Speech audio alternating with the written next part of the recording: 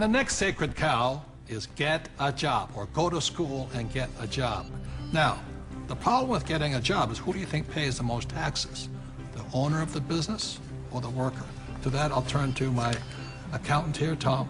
Well, it's clearly the employee who's paying the most taxes.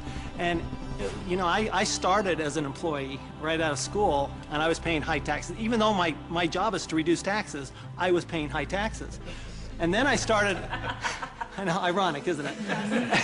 and then about 15 years ago, I started my own business. I started my own CPA firm, and I was now self-employed, and I was even paying more taxes. So it wasn't until I started acting like a bigger business and was really a significant sized business that I started paying less taxes. And it's because it's the business owners, and it's the entrepreneurs, and it's the investors, the active investors, that really pay the least amount of taxes. Time out. During this program, you'll hear a lot about E, S, B, and I, also known as the cash flow quadrant. E stands for employee. Employees have a job.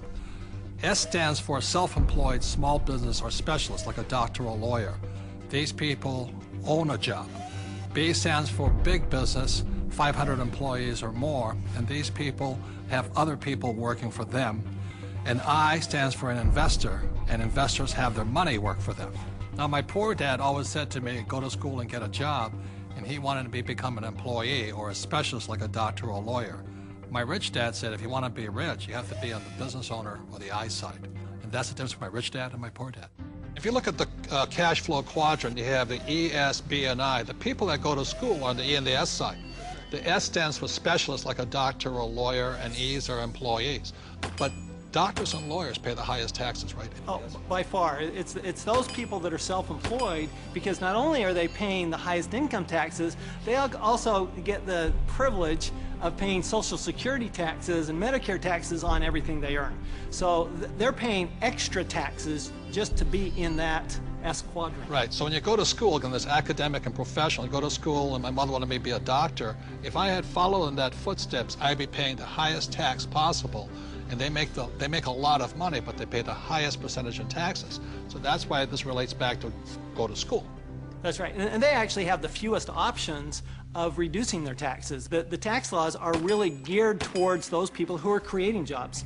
You know, and those are the entrepreneurs, those people who are creating housing and, you know, building real estate, because that's, the government understands, that's what we need. You know, we want the private sector to do that, and so we're rewarded for doing what the government wants us to do. And that's really all the tax law is. It's a system of rewards for people doing what the government wants you to do. Plus, you know, the other part of it, too, is this whole idea of getting a job. There was some kind of a myth out there that goes with get the job, get a safe, secure job. And so that by getting a job, somehow you're going to be taken care of for the rest of your life. And all you got to do is pick up any paper to see how many tens of thousands of people are losing their jobs. There are no safe, secure jobs. And now we're competing with India and Asia for jobs that were sacred to America at one point in time.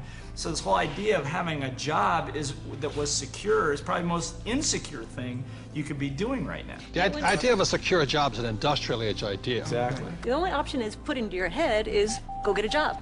And I wasn't around. Brainwashing. Yeah, I wasn't around entrepreneurs. I wasn't around business owners growing up. I was around employees.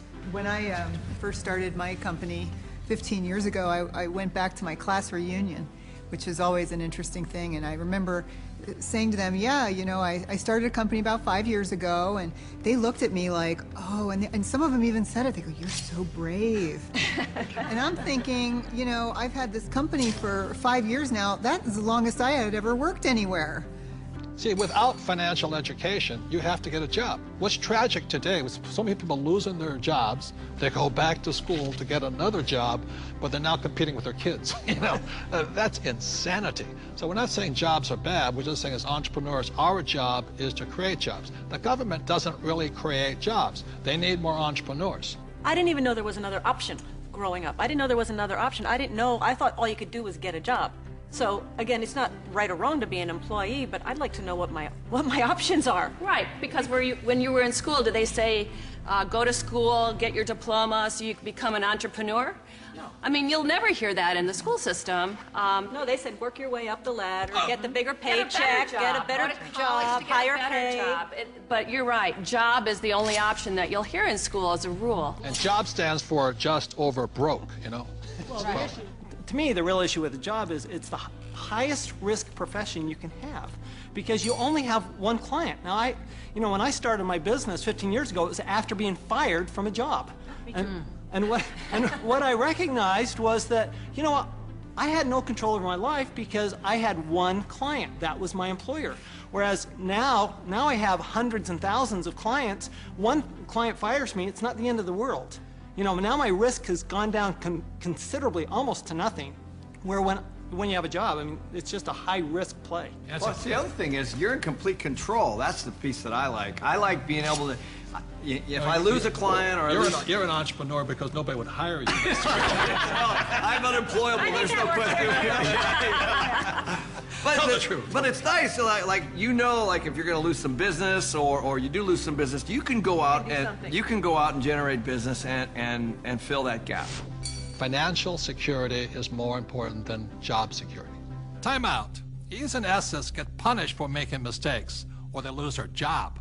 B's and I's get richer from their mistakes because they learn from their mistakes.